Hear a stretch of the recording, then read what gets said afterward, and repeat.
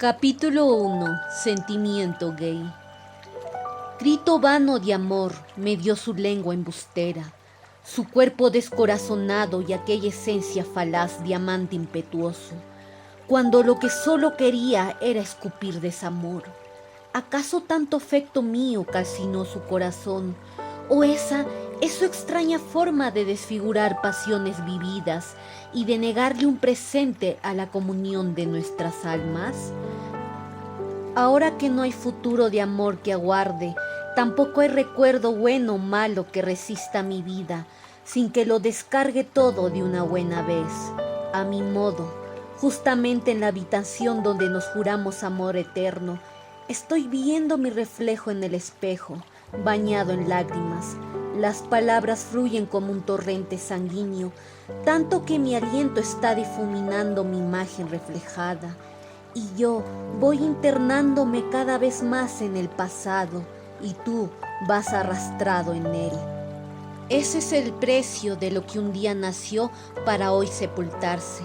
No negará a nadie que soy un libro abierto, y quizá le abra los ojos a muchos, aunque no con una linda historia. No importa que parezca falsa o cierta, lo que importa es que cosas como estas suceden. Puedo cerrar los ojos y atravesar ese oscuro túnel que es mi vida.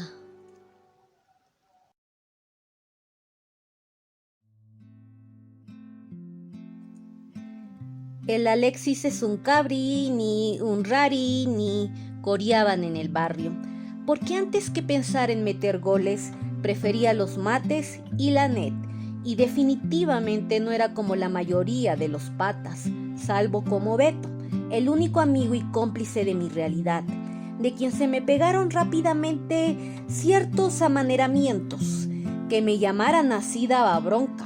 No puedo con la pelota, pero sí con el trompo y con los bombos.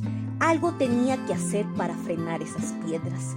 Además de aprender a trompearme, porque al fin y al cabo, viviendo cerca de los barracones, homosexual y todo, tenía que saber defenderme.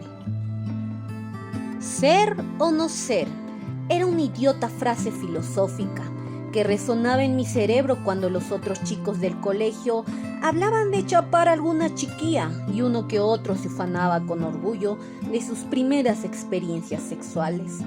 ¿De qué primera vez podía hablar? ¿De aquella que descubrí tan violentamente? Ni hablar. Martillaba mi cabeza la pesadilla de haber dejado que los hijos de la amiga de mamá, esposa de un judío dueño de una tienda de telas en el barrio chalaco que me vio nacer, hiciera conmigo lo que les vino en gana durante incontables sábados que, por desgracia, mi madre me encargaba en esa casa, mientras trabajaba en la tienda del judío, que parecía un orangután rosado, bajo las braguetas de Abraham, de 16, y Josué, de 13, cuando yo apenas tenía 4 años. Mi boca, antes de saber de un beso dulce en otra boca, supo de otra cosa, amarga y distinta. A tal edad oí por primera vez a alguien llamándome maricón, después de haber osado amenazarme de hacer que su perro me mordiera si no besaba y chupaba su miembro. 2 años después, desgracia mía, se repitió la historia con un grandulón de 18 que me inquietó a jugar con él y al fin me forzó a otra cosa que no era precisamente un juego. Por poco y me parte el trasero. Ya tu culo está bautizado. La próxima vez te va a gustar este jueguito. Búscame, que yo te estaré esperando, me dijo el depravado, sin inmutarse siquiera. Regresé a casa con el trasero dolorido y lloré mi tragedia, sin que jamás nadie lo supiera. Ni siquiera el hecho de enmudecer por días despertó sospechas de mis padres. Sería que preocupaba más la falta de dinero. Si notaron mi cambio, no tuvieron la prudencia de averiguar el porqué. No obstante, de ese traumático hecho que me hizo temer salir de casa por buen tiempo, nada acabó con los pocos recuerdos gratos de mi infancia. Siempre diré que mi memoria es nítida desde que tuve 3 años. Mis padres me recibieron en el materno infantil de Bellavista, una soleada tarde del 61. Destacaban imborrables las mañanas con olor a mar salado, mi madre y su canasta saliendo por la humilde calle Guise, enrumbado al mercado conmigo de la mano, y mi padre aconsejándome que no saliera del perímetro del pasadizo de la casa, porque sabía que había mucha gente de mal vivir. Lo que menos querían ellos, paradójicamente, era dejar solo al único hijo que hasta el momento tenían. Imposible olvidar, tampoco, el día que los amigos de lo ajeno vaciaron la casa, barriendo con todo artefacto y enseres que encontraron, incluso con unos ahorros muy bien escondidos. Ese hecho fue un impacto doloroso, pero algo hizo que en adelante reinara más amor, sobre todo cuando nació mi hermano. Papá y mamá eran apristas hasta el tuétano. Eso me gustaba, sobre todo cuando había que pintar pancartas. Y el lema era inculcarnos estudio. Siempre estaban detrás de nuestros cuadernos y sabían premiarnos. Mamá, con su suculento plato de tallarines verdes, y papá solía pasearnos en su bicicleta y darse chapuzones con nosotros en las aguas heladas de Chucuito. Mamá no hacía más que procurar prodigarnos cariño y protección, pero a ambos le faltó desconfiar de tanta gente mala que había por ahí. Éramos un hogar pobre, pero cargado de alegrías, hasta que éstas se escurrieron, sabe Dios por qué, por la puerta de nuestra vieja casa. Maldije hasta el cansancio que papá nos dejara buen tiempo para irse a trabajar a la selva, cuando más lo necesitábamos. ¿Qué culpa tenía él, si solo ahí podía ganarse los frijoles? Pobre papá, es menos severo que antes, pero estoy tan distante como si le temiera más que nunca. Sin embargo, imposible negar que, a pesar de todo, solo quiso mi bien. Mas se equivocó tantas veces. Muchas cosas cambiaron y un nuevo sentimiento me invadió en su ausencia. En el colegio algo hacía que dirigiera una atención muy particular a los chicos. Conscientemente quería no desearlo, aunque lo anhelaba. Me gustaba contemplar a mis compañeros. Mi mirada perturbó a más de uno. Por ahí, de repente, sentí el eco de esa atracción prohibida. Era como si nos oliéramos, inmediatamente supiésemos que nos gustábamos. Y finalmente, sin proponérnoslo, alguna experiencia que no pasaba de besos, caricias y roces osados. Acontecía en el momento y lugar menos imaginado. Esa lucha hizo trastabillar mi cabeza mucho tiempo. Era obvio que difícilmente me gustarían las chicas, pero no quería cargar con semejante verdad. Muy en el fondo prefería que las cosas no fueran así. Sospechaba que mis padres podrían dejar de amarme por eso. Ahora comprendo que intuitivamente buscaba huir del sufrimiento que me aguardaba, pero no pude. Cuando terminé el colegio ya tenía eso que llamaban fama de raro. Cuando alguien me insinuaba tal prestigio, sabía hacerme el cojudo. Esa opción de vida empezaba a gustarme, de algún modo, más por lo carnal que por lo afectivo.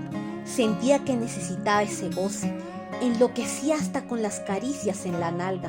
Por si fuera poco, había ido a parar, gracias a Beto, al Cine Pacífico, donde muchos adolescentes y jóvenes homosexuales aguardábamos la noche para ver a color la pornografía gay, que eran, no miento, escenas extremadamente didácticas para quienes éramos novatos del placer entre hombres. Hasta ahora, como en ese entonces, he sentido mi entorno plagado de seres como yo. Un poco más y creo que el mundo se hará tortilla, siendo así como escapar. Pero aún cuando a los 15 tuve mi primera pareja, aunque escondidas, yo no había forma de no ser como ya era. Me entregué y consideré esa mi primera vez, echando al fondo de un pozo todo trauma anterior. Esta vez era sexo por puro gusto y sentimiento, y no una violación. Eso sucedió cuando ya cursaba quinto de secundaria, y de hecho fuimos el blanco de las habladurías, a pesar de que, curiosamente, en medio de mis luchas internas, un año antes, había logrado interesarme por una chiquilla, La seguía y hasta le mandaba flores, pero a ella jamás le importé. Tal inexplicable obsesión me hizo pensar que esa hombría escondida estaba aflorando, pero solo fue un soplo del viento. En cambio, apareció en mi vida Giancarlos, un chico antipático como la gripe, incapaz de hacerme imaginar mi primer romance. Sin embargo, el día menos pensado, estuvimos en mi casa haciendo tareas y terminamos en la azotea besándonos y pasando un buen rato contemplando en Palomar que ahí tenía. Esa sensación nunca la sentí con ninguna muchacha a la que me acerqué para escapar de mi homosexualidad. Al siguiente día de aquel episodio apareció él, sentado a mi lado, y me pidió que fuera su pareja. Más tarde hicimos el amor, nos penetramos hasta el cansancio, y en cuando pude, con el corazón fuertemente latiendo, fui corriendo a contárselo a Beto, siempre mi confidente y alcahuete. Según me dijo, él sabía que eso sucedería, porque Juanca, como él lo llamaba, estaba loquito por mí.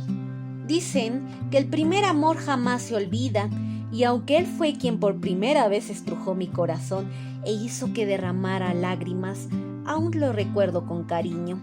Estábamos terminando la secundaria entre libros y encuentros placenteros hasta en el baño del colegio, cuando llegó el día en que a nuestros compañeros se les ocurrió hacer la fiesta de promoción junto con las chicas de un colegio nacional cercano. Los 4 gays que integrábamos el salón nos opusimos, picados por los celos, pero ganó la mayoría y yo perdí a Giancarlos. Llegó la fiesta. Mientras anduve como brigadier en la coordinación de la juerga, él se me escabulló y se fue tras la primera falda que vio, cosa que me sorprendió cuando lo supe. Me arañé y le reproché, sin pensar en lo peor. Él, por supuesto, lo negó todo, pero días después lo pensó mejor y admitió el hecho. No está bien que yo esté contigo. Soy hombre. Lo mío son las mujeres. Si pasó algo fue porque me gustaste. Es mejor que terminemos. Por favor, olvídame. No tiene sentido que 2 hombres estén juntos. Giancarlos, fue la misiva que llegó a mis manos. Devolviendo tan nefasta nota, le pedí que fuera a mi casa. Le rogué que habláramos. Me sentía una chancaca derretida. Entonces, ¿vas a admitir que sí estuviste con la tal Lola esa? Fue lo primero que se me ocurrió decirle. No tiene sentido que 2 hombres estemos juntos. Seremos infelices. Estuve con Lola y espero estar con otras chicas más. Quiero olvidar que me gustaste y tú deberías pensar lo mismo, dijo extremadamente serio, pero su voz delataba sufrimiento. Entonces rompí en llanto, que mi padre alcanzó a oír. ¿Qué pasa acá? ¿Por qué llorabas? Habla, Alexis, dijo bajando el tono su voz para que yo pudiera mirarlo a los ojos. Él nunca sabría ni eso, ni muchas cosas que me dolieron en el alma. Él ha terminado con su enamorada y por eso se siente muy mal, señor. Hijo, con tantas mujeres que existen en el mundo, ¿vas a estar llorando por una? Por favor. Es lo mismo que le digo. Además tiene que pensar en lo que hará ahora que terminó el colegio, dijo Giancarlos, mientras yo lo contemplaba mudo, con el nudo aún en la garganta. Cuando papá salió del cuarto me sentí peor, pero disimulé y lo largué. Hasta ese momento nunca antes había llorado amargamente por amor. Si bien juré nunca más estar con otro hombre, en el fondo seguía amando a Giancarlos, y creo que fue por eso que finalmente acepté sus consejos. Él estuvo con Lola y me buscó una chica, no solo para que olvidara lo que pasó entre nosotros, sino para que nos siguiéramos viendo como buenos amigos. Lo seguía teniendo cerca. ¿Qué más iba a perder? Ella se llamaba Isabela, y en verdad, con su fealdad, podía calmar hasta el hipo de un adulto, pero su espíritu alegre me llenaba, y sobre todo, siempre estaba dispuesta a salir con Giancarlos y Lola, yo feliz. Eso duró algunos meses, porque luego acepté otra propuesta más interesante. Lola me metía por los ojos a su hermana, lo que significaba que serían más las veces que podía ver a Giancarlos. Rita era la dichosa hermanita menor, recontra recorrida la bandida. Me metió a su casa y se mandó calata conmigo. Realmente no sabía ni cómo moverme con ella, hasta que me armé de valor y la agarré por detrás. Aunque me lo pidió, no le di chance a hacer lo que ella quería, porque no me provocaba en lo absoluto. Así pasamos buen tiempo y, sin que lo advirtiera, Giancarlo quiso terminar con ella para regresar conmigo. A pesar de mi amor, no le permití esa locura. Con el tiempo supe que ellos se casaron. Siguen viviendo por el barrio de mis padres y estoy seguro que es más feliz que yo. Desde que Giancarlo hablara de aquello de pensar en lo que debería hacer después de haber terminado la secundaria, mi padre estuvo como pulga en la oreja, sugiriéndome que lo ideal debía ser que estudiara arquitectura. Comenzaron las broncas con mis viejos y, por si fuera poco, ya estaba bastante alejado de Beto y los otros. Sentí un vacío que inexplicablemente lo llené fantaseando con la televisión. Frente a ella hallé el encanto por el mundo de los artistas y fue convenciéndome de que mi futuro estaba en la actuación, bajo luces y telones. Algo me decía que allí me iba a sentir como pez en el agua. Daba la impresión de que las estrellas de la tele eran los seres más felices del mundo. ¡Qué ingenuidad la mía! Empecé a alimentar una nueva ilusión. Quería ser actor y lo primero que se me ocurriría era intentar estudiar en la Escuela Nacional de Arte Dramático. ¿Cuánto daría por actuar en una novela?, le decía a mi madre, que miraba con fascinación a la Pereira en Carmín. «Estás loco, te vas a morir de hambre», dijo visiblemente irritada. De hecho, tampoco le causaba gracia a ella mis pretensiones de estudiar teatro. Nunca antes había sentido un ambiente tan tenso en casa. Era la edad que más afectó a mis padres. Medio mundo insinuándoles que su hijo era raro y yo queriendo ser actor antes que arquitecto. Era como decía el auxiliar de mi colegio: en peleas bizantinas no hay quien gane. Entonces opté por mejorar ese ambiente, diciéndoles que había decidido estudiar computación en Sesca. Sacaba buenas notas, pero me llegaba al carajo teclear en la computadora, así que lo dejé, y papá aprovechó para insistir en sus planes. Evité más enfrentamientos y me puse a estudiar dibujo arquitectónico en el Metropolitano. Me gustó lo de hacer planos y de que eso me acercara a mi padre, ya que él era maestro de construcción civil. El pobre, de haber podido, hubiera sido arquitecto. Sin embargo, vano fue el intento de comunicación con él. Indudablemente pensábamos y sentíamos distintos. Ya no era el papá que conocí antes que se fuera a la selva. El curso ese nunca me sirvió y solo logré decepcionar a mi padre, porque el bichito de querer estudiar actuación picó fuerte hasta que lo hice. Busqué al tío Juan, el único que estaba siempre ahí para mí. Le rogué para que convenciera a papá. Lo que gané fue su consentimiento, pero quién sabe, pensó que me desanimaría cuando soltó aquello que me cayó como baldazo de agua fría. Si tanto quieres estudiar en esa escuela, no nos vamos a oponer, pero te advierto que aún tenemos gastos con el colegio de tu hermano y las cosas están muy difíciles. Tendrás que ver tú cómo continúas con tus estudios si ingresas, porque tu tío ayudará por única vez con este dinero que él te mandó para que postules. Acepté sin chistar y en cuando llegué a mi cuarto no hice más que llorar. Sentí la injusticia más grande. No habría dicho lo mismo si hubiera querido estudiar lo que él quería. Por primera vez sentí decepcionarme de ellos. Les había perdonado su descuido en la niñez a pesar de que pregonaban cuidarme demasiado. En cambio, esto último dolió por mucho tiempo. Era como si dijesen: jódete por cabro o chúpate esa, ¿cómo te quedó el ojo? A lo hecho pecho. Otros podrían llamarme maricón, pero era de los que cumplían su palabra. Tomé aquel dinero y busqué una para postular a esa escuela. La primera semana en esa academia me animó mucho. No hay marica a la vista.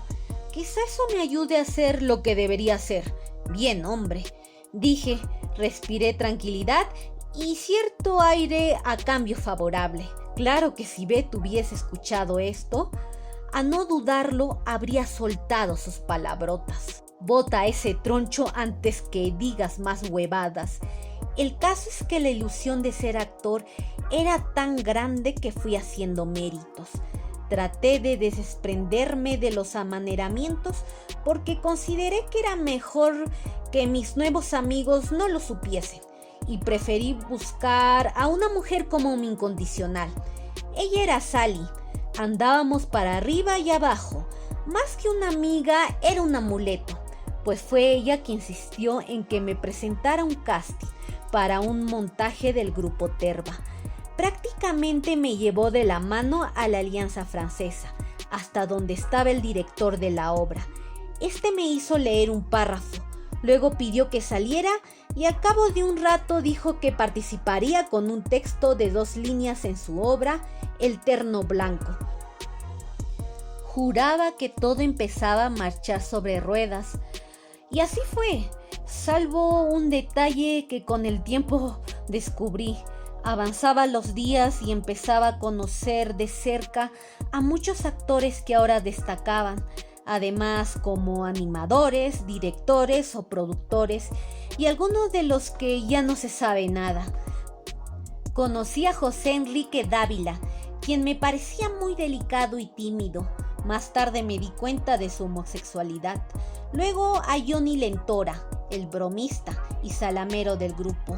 Al serio Jonas de la Bure y su guapa esposa, así como a Marlene Álvarez, ex esposa de Lentora, entre otros más.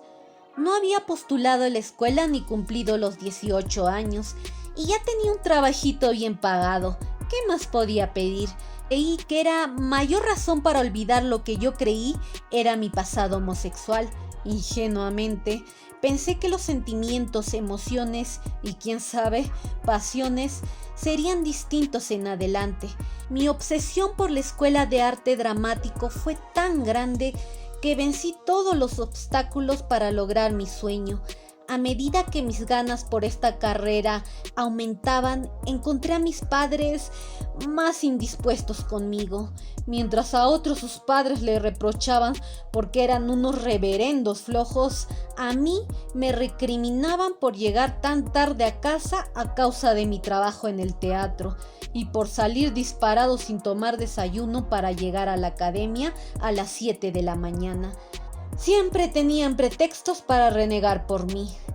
Lo primero que vi del ambiente artístico es que uno siempre se topa con 1000 envidiosos y contadas veces con algún colega que sabe estrecharte la mano ante las dificultades.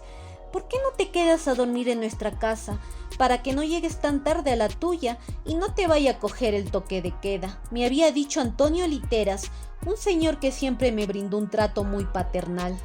Él y su esposa dirigían un grupo de teatro de títeres y trabajaban también en esta obra. Esa acogida en la época de Belaúnde me cayó a pelo, porque hasta me ahorré los pasajes, aunque claro, eso disgustó aún más a mis padres. Aquel fue casi un preámbulo para mi independencia, porque pasaba más tiempo en la calle que en mi casa. Estaba frente a los maestros del teatro, captando cada representación que hacían y todo cuanto les hacía hacer durante los ensayos. Algo me decía que solo estando a la altura de ellos recuperaría el aprecio de mis padres, que tanta falta me hacía. Es algo que aún no he logrado, pero todavía queda tiempo. Haré lo posible por destacar en este canto y lucharé por retornar a las tablas como actor. De lo único que estoy seguro es que antes que parta mi voz, se hará escuchar. Llenándome de esas inolvidables vivencias con el grupo Terva, llegó el anhelado día que postulé. Vi mucha gente, entre jóvenes y adultos, pugnando por ingresar. Fue uno tras otro examen. Recuerdo que era un manojo de nervios antes de que me llamaran para demostrar cómo estaba en expresión corporal.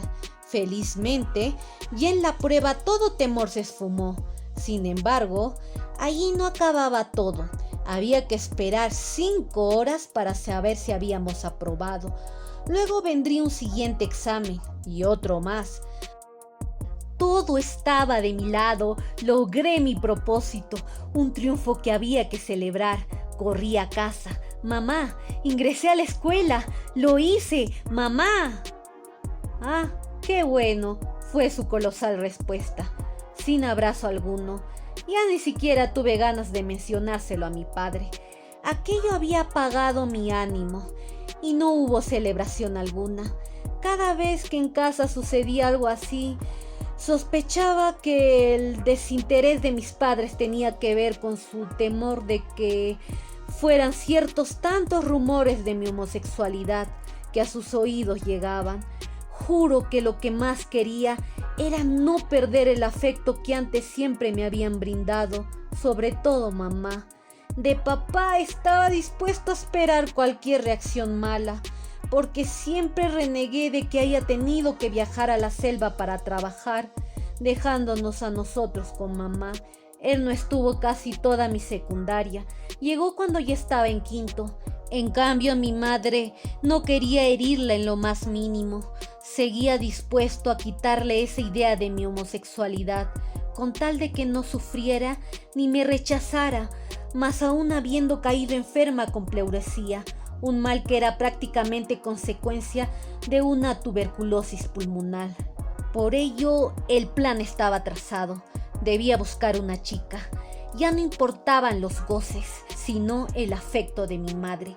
Y si era posible, quería una oportunidad para ser distinto de lo que ya era. Fuimos 48 alumnos, entre jóvenes y gente bastante mayor, los que ingresamos cargados de ilusiones y hábitos de nuevas experiencias en las tablas. La escuela parecía una casa de locos, porque todo el mundo salía con trapos, cosas, maquillajes. En algún rincón siempre había gente haciendo caracterizaciones. Solo faltaban fieras o elefantes para que aquello pareciese un circo.